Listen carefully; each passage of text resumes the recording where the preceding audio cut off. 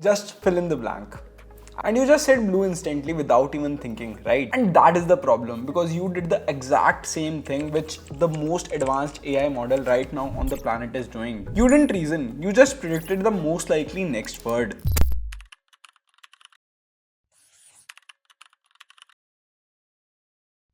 We have been sold the story that AI is smart, but it is actually not. It doesn't think, it is a prediction machine. It just guesses the next possible word. And that too based on everything it has seen till a particular date. So now you have 5 seconds. Which of these two words can you actually tell and explain to your friend? I know almost every one of you will choose the word on the left, and 99% of the people who are watching this video cannot explain what LLM is. And that is the gap. That is the difference between people who actually understand what is behind the box and people who are just typing inside the box. So when I was working at Microsoft, the AI boom started actually. The ChatGPT's initial version was launched and we actually started using ChatGPT in our day-to-day life. We had GitHub Copilot with us and there was an internal tool called Augment which we used to use. And after leaving Microsoft, running a company and now building an AI company, I know what things you actually need to learn if you want to start in AI. And in this video, we'll be actually talking about what AI is. If you're a complete beginner who doesn't know what LLM is, what is prompting, how do you actually write good prompts, how do you convert your prompt into a video or a text, then this video is for you. I'll be explaining all the terms that you hear every single day like tokens, context, prompting, your agents, what is the difference between all these, and I'll also teach you basics of prompting, and I'll also teach you how to generate images, videos, and use basic tools like Claude, Codex, and even Claude Code. So this video is a complete masterclass for any beginner who is out there who doesn't know what AI is, who doesn't know what prompting is, who doesn't know what tokens are or what context is. So without any further ado, let's start this video. Welcome back to the channel. If you are someone new, hi guys, I'm Nishant. Chahar. I'm currently running an AI startup. I used to work at Microsoft. I sold my first company and currently I'm building my second company. I work with all these tools every single day for my content, for my company, and I want to just teach this to all of you. There is no course that I'm going to upsell in this video. It is just an informational video that you should watch till the end so that you understand what prompting is and how do you actually use these AI tools in your day-to-day life. Before we start, there's a quick bit of history. The people who started learning about the internet in the 90s owned the internet era and they ended up building amazing companies which are worth billions and trillions of dollars right now. And the people who understood about mobile in 2010s actually built companies like Uber, Airbnb, Zomato, Swiggy, and are ruling the world right now. Every few years there is a wave that comes, and right now the AI wave is going on, and the gap between people who catch this early and people who wait is enormous. And currently the AI wave is going on. It started in 2023 or 2024, but it is still there. And the difference between this wave versus the previous ones is that currently even a single person sitting in the remotest area of maybe India or Philippines can actually build a multi-billion-dollar company using these AI tools or using AI. For example, a few weeks back, I shipped a full-fledged feature in just a few hours, which my team at Microsoft would have taken at least a full sprint, which is equivalent to a full month to do the same. There are 4 words which people throw around like they actually mean the same, but all of them are different. So we'll be talking about that right now. The 4 words are AI, machine learning, LLMs, and generative AI. They do not mean the same thing, and once you understand what they actually mean, you'll be able to separate out headlines, what companies are talking about, what CEOs are talking about. Because if you just keep all of them in the same bucket, then you are 99% of the people who doesn't understand AI. So number 1 is artificial intelligence. Artificial intelligence is the umbrella under which all the things are there, like machine learning, deep learning, image recognition, pattern recognition, everything comes under artificial intelligence. The full form of AI, as I said, is artificial intelligence. It means whenever a robot or something which is man-made has some sort of intelligence or it is able to do some task which a human can do, then we call it artificial intelligence. Because we actually created intelligence but artificially. That is why it's called artificial intelligence. Anyone who's saying that AI did this, AI did that is not even telling you what exactly is the technology behind that product. Because alone AI is just artificial intelligence. There are so many layers behind it, which are the things that have come in the last like 2 to 3 years. We have been researching about artificial intelligence from 1950s and 1960s. Now second term that comes is machine learning. Now what machine learning actually means? It means You did not create multiple rules for something. For example, you did not create a bunch of rules whether something is a pizza or a burger, or something is a cat or a dog. Now you show that model a new image, it can figure out whether it's a dog or a cat, and that is what machine learning is. It is all about figuring out patterns. It is just you show it a bunch of examples and it learns the rules. Now inside ML, there comes the third circle, which is your LLM, which is large language models. So what is a large language model now? So you fed a machine a bunch of data, like everything that you had on the internet, all the books that you had, every article which is there, and that is the data set that you have trained your machine learning model on, and that is what is called a large language model. When I ask who is the president of India, the model isn't looking up facts in a database.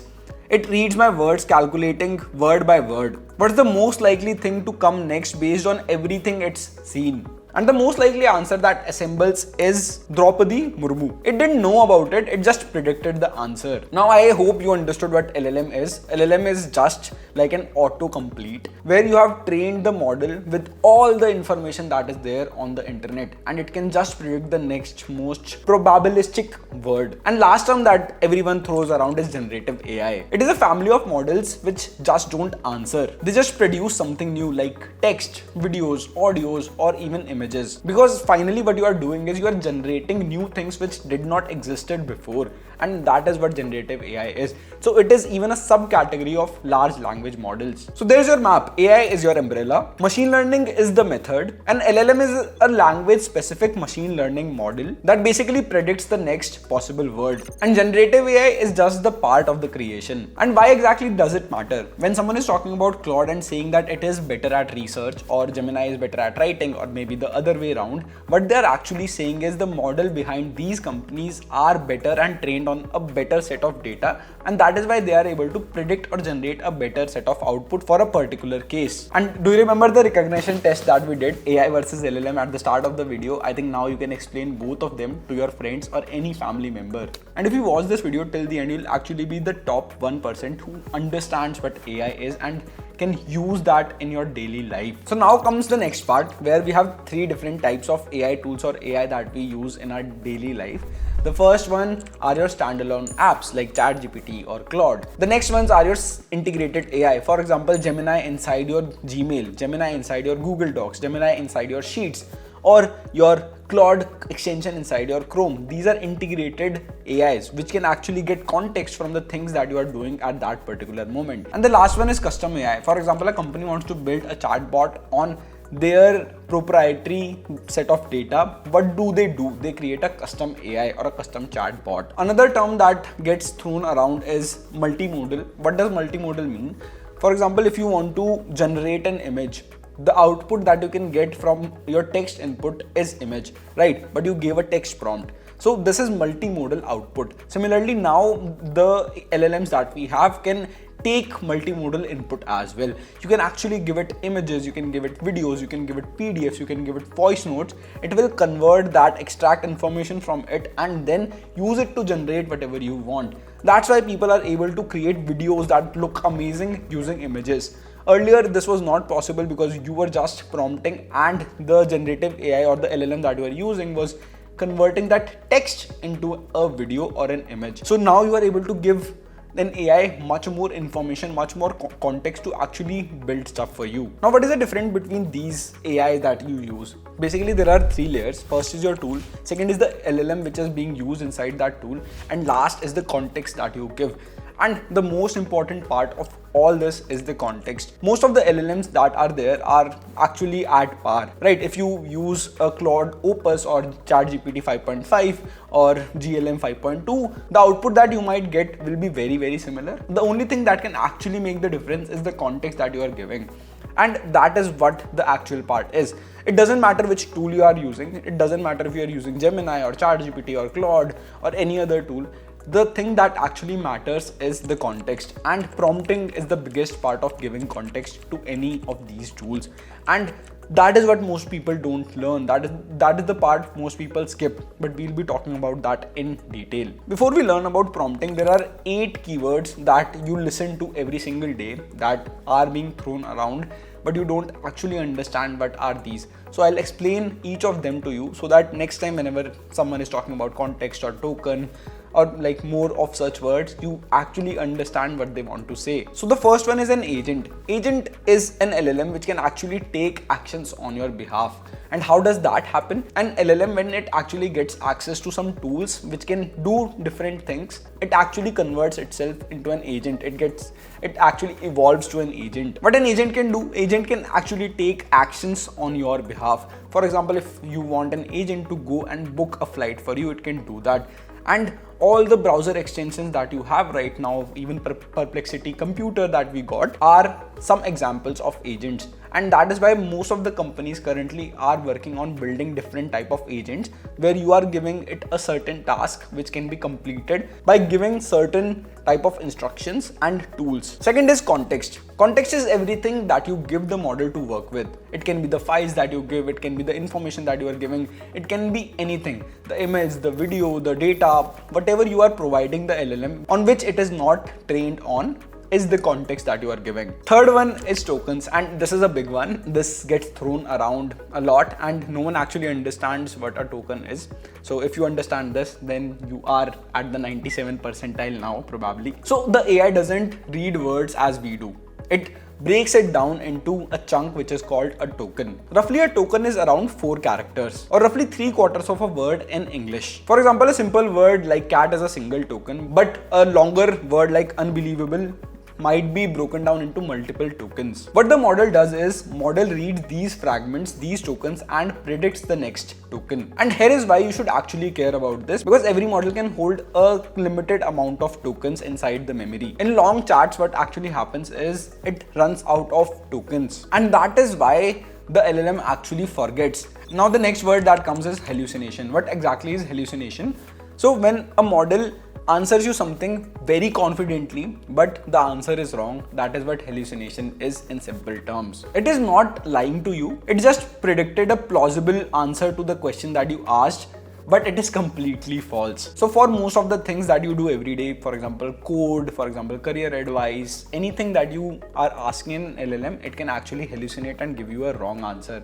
So it is very important to verify the facts. Next is the prompt. Whatever you type, whatever you say to the LLM is a prompt, and this is the most important part of the whole video. The next section of the video is all about prompting. Now there are few more words that showed up last year. The first one is reasoning. Reasoning models or thinking models, you might have heard a lot about reasoning or thinking models, and it got tossed last year.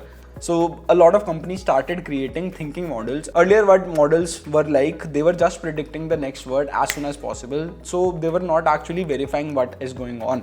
And to add this verification part, companies now call it thinking basically. What models actually do is, before answering to you, they actually go through the problem step by step, they break it down, try to answer each of the questions, and then combine the knowledge that they have to give you the final answer. Now, because it is actually checking everything step by step, the output is much more better, the output is much more right at times, and the probability of hallucinating reduces a bit, and probability of getting false information also reduces a bit, but it can still give you wrong answers. Next one is context window. The model's short-term memory, which is being measured in tokens, is called the context window. When people say a model has a 1 million token context window, it means that it can hold up to 1 million tokens in the memory. In the last 1 year, there are so many models which came out which has a trillion token context window. Even now, there are models like Gemma 4 which have around 100k to 250k token window, but you can actually run these models on your phone and they can do most of the things. Now the last one is connectors or MCPs. It is the plumbing that lets you integrate your own data inside a LLM or inside a tool is your MCP or a connector. For example, if you want to connect your Gmail to Claude, you use a connector or an MCP to do the same. I'll show you how to do it, so don't worry about it. But MCP is basically someone created some connectors or some functions that can be called from an LLM, so that if you want a particular information that can be captured from a different database or a tool like Gmail or Google Drive, and it can be used inside a tool like Claude, Gemini or ChatGPT. So earlier when you were doing it, they did not have access to all your tools like your Gmail, your calendar, and they could not like do things like drafting an email on your behalf because they don't have the context of the email until and unless you give them that. So now that can be done using a connector or an MCP. So now the next thing that actually comes is prompting. Now we'll be talking about what exactly a prompt is, how is a good prompt different than a bad prompt, how you can actually frame a prompt, and different types of prompting techniques. So what we are going to do is we'll give two different set of prompts to our AI. We are using ChatGPT for this. The first one is the basic prompt that you will give. Most of the people will prompt like this. And the second one is the technique that you should actually follow. What is the technique now? So whenever you write a prompt, it should have four things: your persona, your context, your task, and your format. While we are getting the final output, let's talk about what exactly a prompt needs. For example, in this prompt, what we did is we gave the persona. You are an experienced presentation designer. That is the persona that we gave. Second, we said that I am a college student presenting on the pros and cons of social media to my class. My audience is my classmates and one professor. Here we gave the context of what the audience is going to look like and what is my experience. And finally, we gave the exact task. For example, make an 8 to 10 slide presentation. Each slide should have a one heading and 3 short bullet points. The first slide is the title and the last slide is the conclusion. And this finally is the format that we want the output in, as you can see. Now basically there are four types of prompting. The first one is your zero shot prompting. What does that mean is you just give AI a task in a single prompt, which is very straightforward. For example, you gave it some context around the thing that you want to get summarized. So you'll just say summarize this into 3 pointers, or translate this into Hindi, or translate this into Urdu. Like, you decide which language you want to translate in. You just gave a very simple prompt, but with the context that you gave. So this is called zero shot prompting. Second one is your few shot prompting. Here you want the output to look like a particular thing, or you want it to be in a particular design. Here what you do is you actually give AI some samples, some examples of what the output should look like, and that is called your few shot prompting. For example, you want to draft a reply to a client. So you will give two samples of how you actually reply to clients and the context of the email thread which is going on, and you will ask the AI to create the reply for this particular email.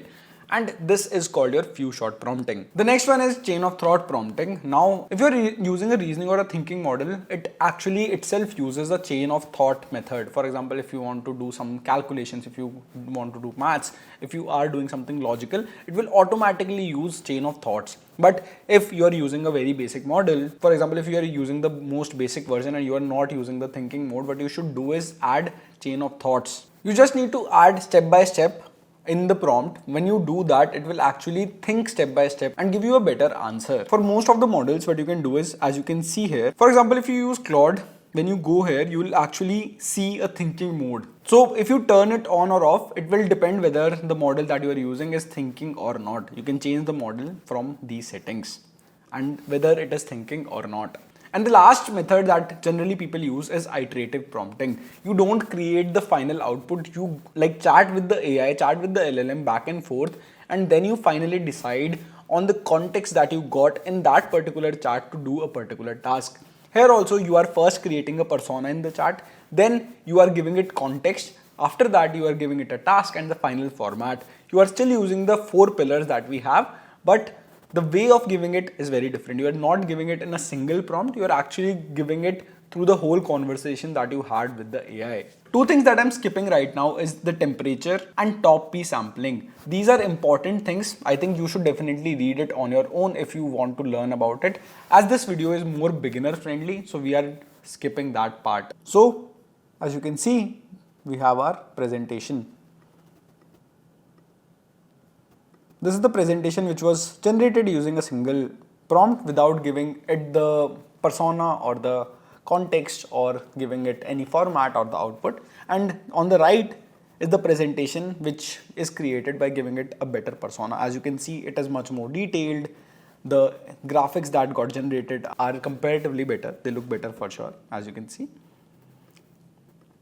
And it can even be better if we had added more context or the points or our personal touch to it. But yeah, this is how you give an AI some prompt. Next part is context engineering. Everything that I told you till now is prompt engineering, but something that changed in the last year is context engineering. So what context engineering is? So whatever we learned till now is prompt engineering. It is about talking to the LLM to getting an output. So how you structure the prompt is important. But in the past 1 year, things changed drastically. We were able to learn that, but how we write it, what we write it is not that important, but the context that we give, the information that we give to the LLM is important. As you can see, both the presentation that we generated were quite similar. There was not much of a difference, I would say. One was 7 on 10, the other one was 9 on 10, right? But if you had given it more context about social media by giving your design style, by connecting it to your Gmail, connecting it to your document that you had already created on social media, it might have given you a better answer. And that is what context engineering is. Context engineering is basically designing everything that the model needs to give you a better answer. It can be your documents, your memory, your connected tools. So it is answering you everything with the full knowledge of your world and not taking up random information from the internet. So now comes the basic demo of all the tools that you use daily. The first one that I use mostly is Claude Chat. I have made a dedicated video on this, on how you can use Claude. Like it is a 25 to 35 minutes video. You can definitely check it out. So just a brief explanation. Claude is a chat window. It is similar to ChatGPT. If you have not heard about Claude, then you now are in the top 98 percentile people. With Claude, what you can do is it is better at writing. There are multiple models, as you can see. There are basically 4 types of model right now. The most craziest model right now is Fable 5. The next one is Opus 4.8, the next one is Sonnet 5, and the last one is Haiku 4.5. So Fable is the biggest model that they have. It can do a bunch of things. Then Opus was the biggest till now, until Mythos and Fable were launched.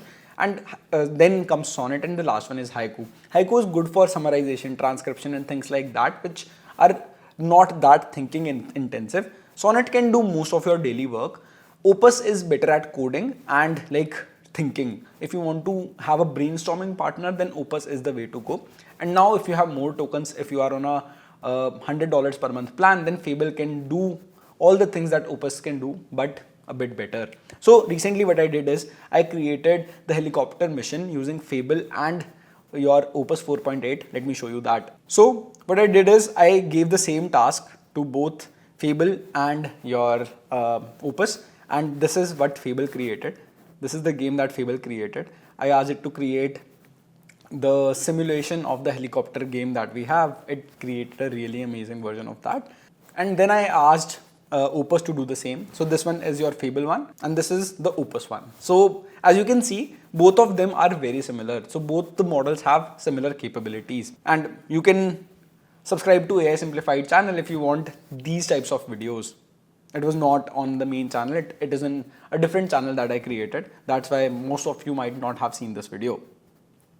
Next, there are few things that you can do with chat. You can create projects. So with normal chat, currently the problem is the context window. If you want to add more context to the chat, the context window will get filled very fast. So the solution to this is creating projects, dumping all the information that you have in a project, and the model will decide when that information is needed. It will pull it from the dump. So that is what a project is. So I've created multiple projects. As you can see, I've created LinkedIn writer project, I've created EF investor project, and like YouTube script writer project as well.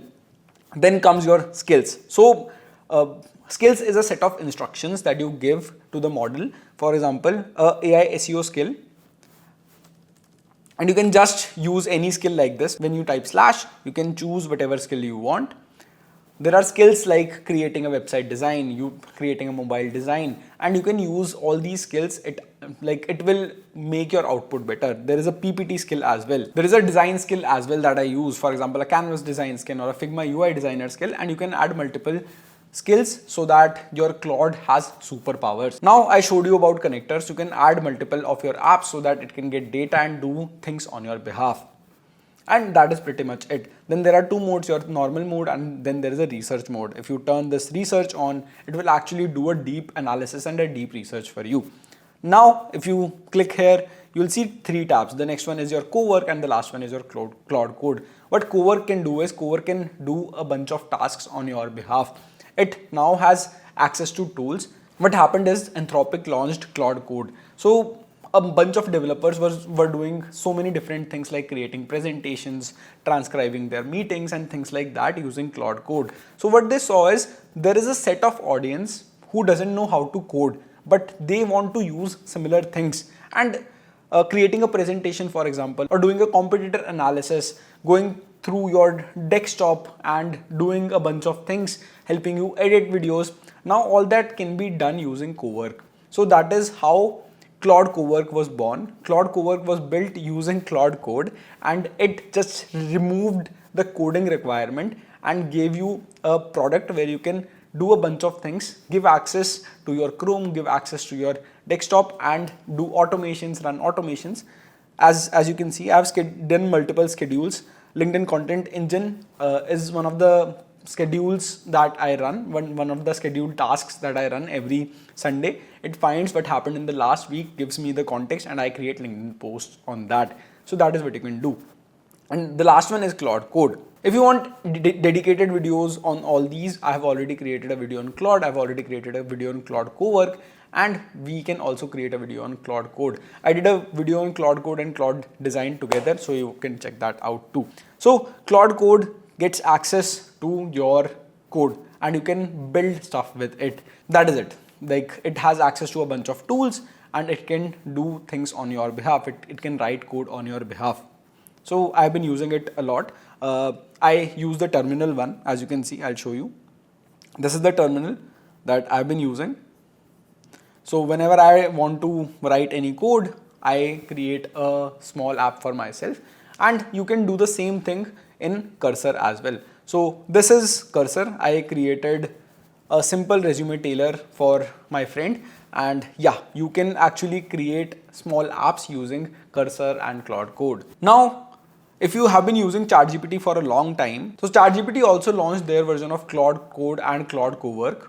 So it is called Codex. You can actually do all the things that you can do on Claude Cowork and Claude Code on Codex itself. I created a dedicated video on Codex. If you want to check it out, it is in the I button. What Codex can do is Codex can actually run things on your behalf. It gets access to your computer. It can create automations for you. It can create apps for you. It can do anything that you want using your computer. So it is one of the most powerful tools out there, and you should definitely learn about it. I created a 40 to 45 minutes tutorial on this. Do check it out. For image generation right now, the best model is Google Gemini or Nano Banana Pro. And I even use ChatGPT Image Gen to create images. What I did recently is I created 2 of the thumbnails for my video using ChatGPT. As you can see, I gave it a sample thumbnail and gave it my face. It created a thumbnail for the video that I showed you recently. I give it a sample,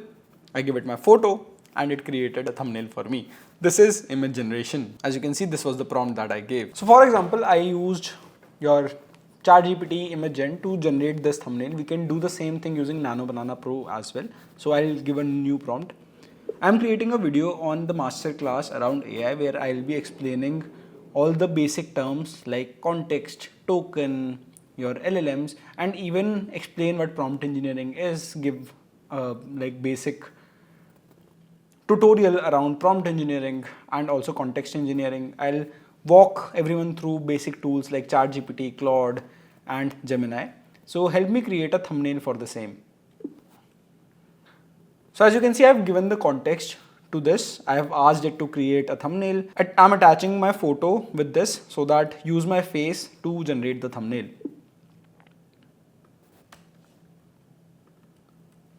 So I've even given my image to generate the thumbnail. So I've given more context in the form of my photo.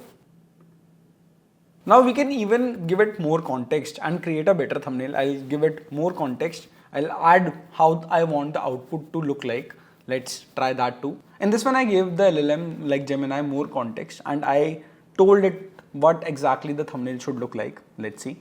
This is the first image that was generated. As you see, the face looks very weird. We'll also give the same prompt to ChatGPT as well. So Gemini created another one. So this looks a bit better, but it misses a lot of things, a lot of context. But yeah, what we gave: YouTube thumbnail, one left big bold text, AI isn't smart in heavy words, and like whatever we asked it to create, it did that. Now let's see what ChatGPT does. So ChatGPT also created much better image than Gemini. As you can see, this is the Gemini thumbnail that was created, and this is the thumbnail which is created by your ChatGPT image gen. As you can see, it looks better. Yeah, matlab, you can actually make much better using humans, but this is something which we asked it to create, and we can edit it too. Similarly, you can even create videos. So the animation that we are creating is a programmatic animation. There are tools like Remotion and even InVideo which can create animations using your code, right? So you can even create images, you can even generate images using Gemini Omni. I'll just give you an example. So I'll use this image of me in front of Microsoft Office. Create a video from this image where the person in the video is moving towards the building and entering the building, and the camera is following the person. And even for research, you can use tools like Notebook LM. Notebook LM, what it does is, if you have not used it yet, if you go to notebooklm.google.com, if you just go to notebooklm.google and try a notebook, you can drop in all the information that you have related to maybe a subject that you are learning or a new thing that you are learning, and it will create you quizzes, presentations, podcasts which you can use to learn. As you can see, Google Research has already created one of like a sample notebook for us, as there are like multiple information that it has added. There are infographics which got created. No, our video is ready. There are some glitches, but it can get better. This is the one short video that we created, but it looks like that I'm going inside Microsoft Office, and it even kept my facial consistency. As you can see, it looks like me. But yeah, we were able to do this in just a single prompt. Now, there is another amazing AI tool that we have now, which is Claude Design. You can use Claude Design to create presentations, to create website designs, to create a bunch of things. As you can see, I created an app recently, What's in Dinner. That was the name of the app. I created a video on Gemini. I created a video in Claude Design and Claude Code. You can check that out too. So this is what I created. So I gave it a prompt that I want to give the input in voice. Whatever I say, it should convert it into text first. I'll give the time that I want and the servings that I want it to create, and it will then, using those ingredients, create help me with the recipe that I can create. So this is the design of the app that was built using Claude Design. So you can even use it for multiple other things. So if you can add your own design system here, you can add templates, you can ask it to create a slide, prototype, wireframe, and animation. So for example, create an animation for the starting of my YouTube video. I have given the script for context. Let's improve this prompt. You are an expert animation artist.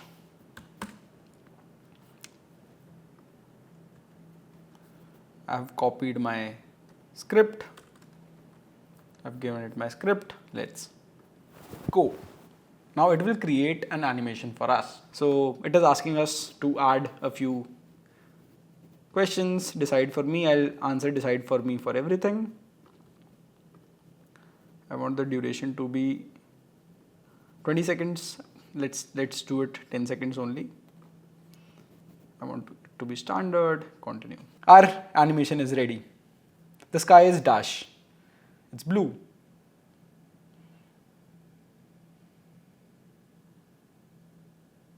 And it was created in like 5 seconds.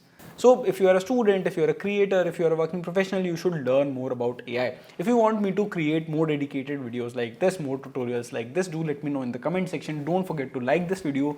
Don't forget to subscribe to the channel, because if you do that, it motivates me to make more such content. And if you don't like it, if you don't share it with your friends, the video doesn't perform well and I'm not more motivated to teach you AI. So that is the power of AI. You can do so many things using AI. We learned about context, we learned about the basic terms like tokens, we learned about LLMs, we learned about so much in this video. So don't forget to like it, share it, and don't forget to subscribe to the channel. I'll see you in the next one.